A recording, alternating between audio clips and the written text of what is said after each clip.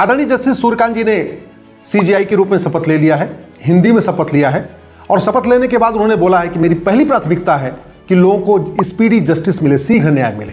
मैं उनको धन्यवाद देता हूं, उनको बधाई देता हूं।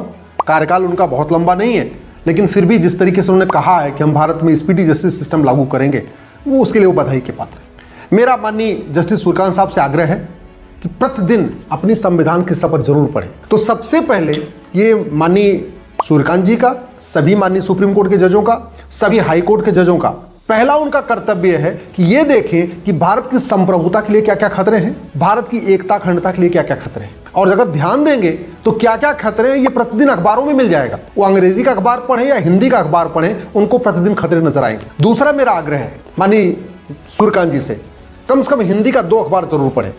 भारत में हिंदी के जो 2 सबसे मुख्य अखबार हैं, दैनिक जागरण और दैनिक भास्कर, सब ज़्यादा सर्कुलेशन इन्हीं का है। इनफैक्ट दुनिया में सब ज़्यादा सर्कुलेशन वाले न्यूज़पेपर है।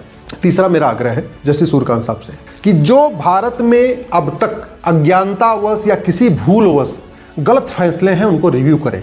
मैं आशा करता हूं जस्टिस सूर्यकांत साहब कम से कम अपने छोटे से कार्यकाल में कुछ प्रभावी निर्णय लेंगे, जिससे हमारी आने वाली पीढ़ियां सुरक्षित होंगी, भारत सुरक्षित होगा, भारत की संस्कृति सुरक्षित होगी।